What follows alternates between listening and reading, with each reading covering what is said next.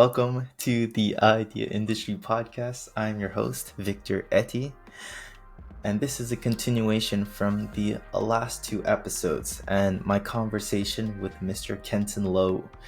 If you haven't seen those episodes, I highly recommend that you go back and catch up. It's a fantastic conversation, and we get some actionable items, some advice from the wise man himself.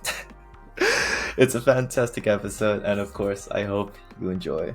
You know, when you're at a certain level, like, you don't really have like a formal boss like above you, right? Like, you kind of set direction and someone's put you in place to like lead the ship and say, okay, you know, this fiscal year, this is the way that like my department is gonna go, right? What were some of the challenges that you had to overcome in order to excel inside of such roles? Okay, that's a good question. Uh, as you rise up the ladder, ultimately, if you get to, let's say, the CEO position, you still have to answer to a board of directors.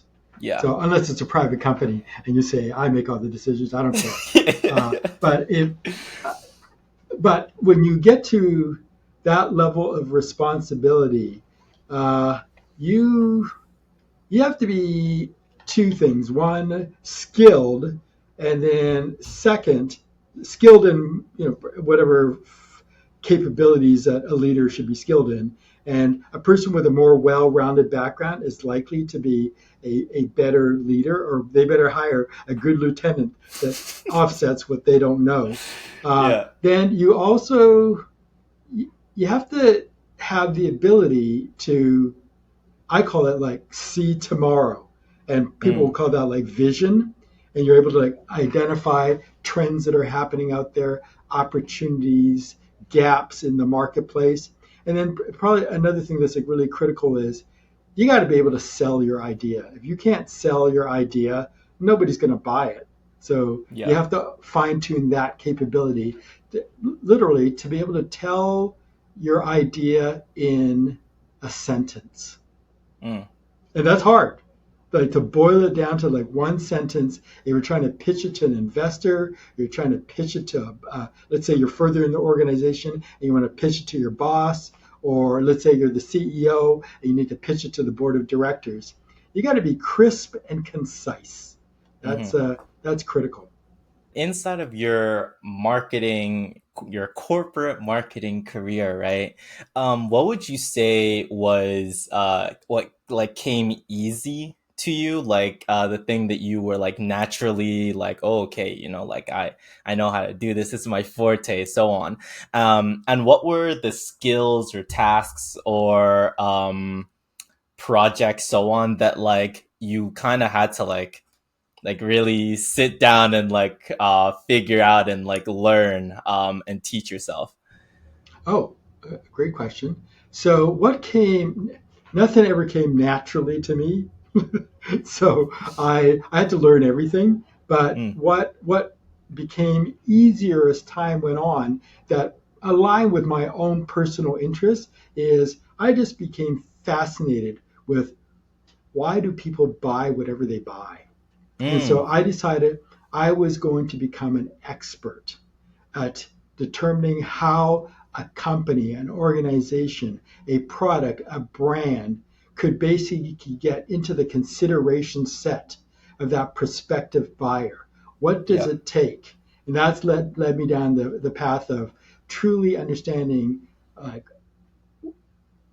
if a person says, I need this to solve this problem, it's understanding, is that really what they're saying is their problem, or do we need to further peel that back to yeah, understand also, as I said earlier, what do they really want? So that stuff, I would say, became easier over time, because I went from learning how to, in classic consumer goods, market and sell products, to, when I started to work at a place like the Walt Disney Company, how to market and sell experiences.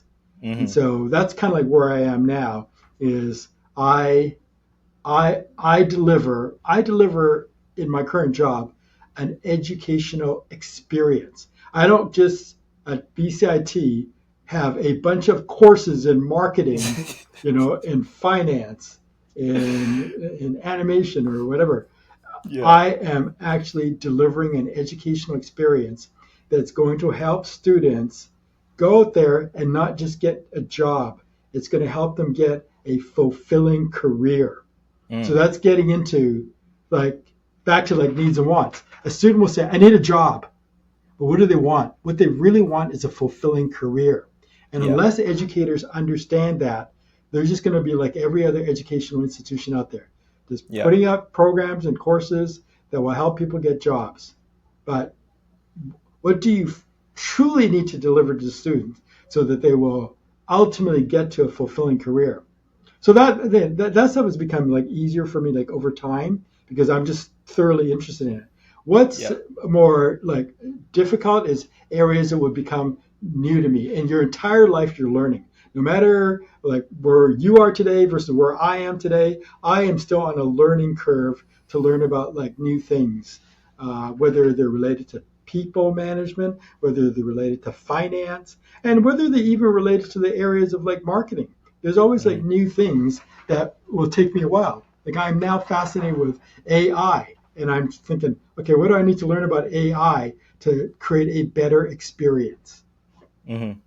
So I'm constantly learning. So when you say like what comes easy, easy is basically my focus on like end users and what they need and what they want. What is harder is stuff that's just new on the horizon that I'm racing to get up to speed on, like artificial intelligence and its impact on the business that I'm in. Yeah. Yeah. Keeping one's head to the ground of like what's new, what are people talking about, because I know I definitely fall inside that trap sometimes where I figure something out and I'm like, fantastic, we're done. We did it. Right. And then something else next month, new biggest thing, right? Yeah. So yeah, no, that's great advice. All the marketing students that are listening in, or the people in marketing that are looking up to you, they're like, I want to get to that to that height inside of marketing.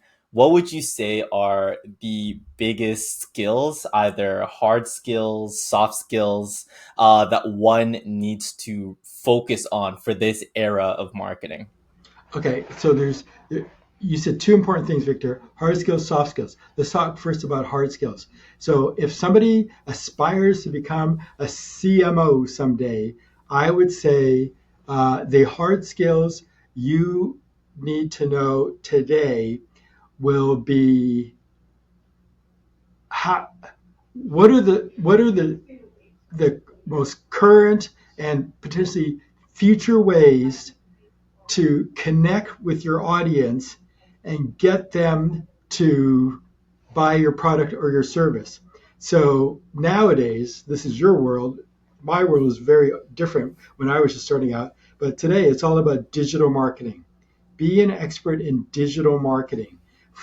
Everything that runs the gamut from understanding search engine optimization to social media messaging to even email marketing still exists. So understand like those types of things. So Yeah. be so good at that type of skill, and I would say stay ahead of the curve on AI because AI is coming at us like a freight train. So Yeah. those young marketers that take the time to really understand what the impact AI is going to have in the world and profession of marketing, those will be the ones that get ahead. So that's the technical side. The soft side is you can never go wrong by taking on projects, opportunities, jobs that allow you to build soft skills. I refer to them more as like professional skills because these are going to last you your whole life of Yeah. adaptability, flexibility, teamwork, collaboration, effective communication, like empathy. Like those are the soft skills that will round you out as a professional marketer that people will take note. Like for young marketers, strive to get to a point where you're so good at what you do that you don't have to go look for another job because people are looking for you. Mm, that's poetic. No. That is poetry. That's huge. Yeah, honestly, like in such a fast-paced world Mhm. where we're constantly trying to multitask, we're constantly comparing ourselves to somebody else. We see that professional, we want to be like them. We see that professional, we want to be like them, right? It's really hard to niche down in our own lives and decide to be fantastic at just one thing. Mhm. Staying inside of our lanes.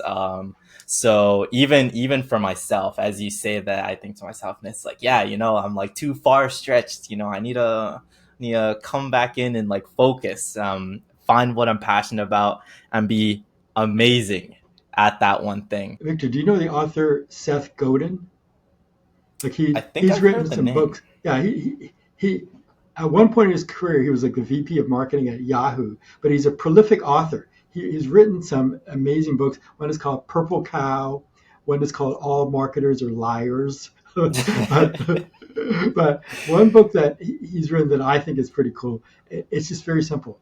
Be remarkable, and it's all Mm. about like what you can do to make sure in your career you can be remarkable. Now, Kenton, what's your final remark? Actually, I would like three remarks from you. I'd like one remark for the students, still learning about marketing, still kind of figuring out Okay. what part of business that they want to go into. Okay. Um, then I'd like a remark for, the people who are early in their careers. What's your advice or wisdom to them? Okay. I got. And then for the people who are at the decision making level, what's your advice and wisdom to them? Okay. So let's start with the students. So students that are still in school that are learning about, let's say, like marketing. Uh, my advice is stay focused and get out of every course that's in your program key insights. They're in your program for a reason. So Mm. courses that you don't want to take, they're in there for a reason. Like Yeah. like for a marketer, the quantitative courses. Yeah. So stay the course. You're in a program that's designed to equip you for success when you get out there. And Mm. so my advice to like students is even when the going seems to be tough, seek the important thing is seek help so that you don't fall off the rails. So at every school, and I know at like um, uh, TMU, we got it here at my school. There's like tutoring availability. There's Yep. mental health assistance where necessary. There's assistance for like career development. There's assistance for some people need like language assistance. So Mm. take advantage of everything that your school has to offer you to be successful in your marketing studies, uh, but also start exposing you to the external world as well too. So if there's opportunities to like network, if there's opportunities to do co-ops or internships, take advantage of all the everything that your university or college has to offer that will basically help you build a toolkit. And don't be afraid to network. Like it's important to network, and the best time to network is while you're still in school. Mm. Okay, so that's students. The next one are like people that are like recently out, maybe just a few years. Yeah. My advice to them is be open to new opportunities in your organization because they will help to open doors to future opportunities. And don't ever say, it's not my job. Mm. Take it on. Take on additional responsibilities because it'll make you stronger in terms of your toolkit, but it also sends out a signal to your organization that you're willing to like you're ambitious and you're willing to put in what it takes to get ahead. The last tip would be to people that are like the decision makers, and my tip to them is help the people that are coming up in your organization. They are the future of your organization, and you were once there where they are. So take the time to guide, to mentor, to coach the next generation. That's our responsibility as the leaders and decision makers in an organization. Versus, geez, like when's my next bonus so I can buy my Ferrari? So that's encapsulated in the words give back. Give back. So those are for those three audiences you mentioned, those are my tips. Advice. Fantastic. Awesome. Kenton, you are a man welling up with wisdom. I absolutely love everything that you have to say, and you have so much to give, and that's what's fantastic, and that's why I really wanted you on the podcast, because I'm not a greedy man. I can share. I'll share the wisdom with everyone else. They could have a little bit, but yeah, no, that's all fantastic. And I'm sure that they got a lot out of it. I'm learning here, and yeah. Decision making is like you said, you build as you fly, but you have to take off, right? But then you also need to learn how to build, right? It's a two-way game. So getting those skills and learning from those who did it, are doing it, are teaching it, I think is so important. So I appreciate you for coming onto the show. Oh, you're welcome, Victor. Happy to help you out anytime. If you enjoyed this podcast and would like to hear more, please subscribe on your podcast platform of choice. For more insights and conversations, follow me on LinkedIn or visit my website, victoryyetti.ca. Until then, keep asking questions and dare to have dissenting ideas.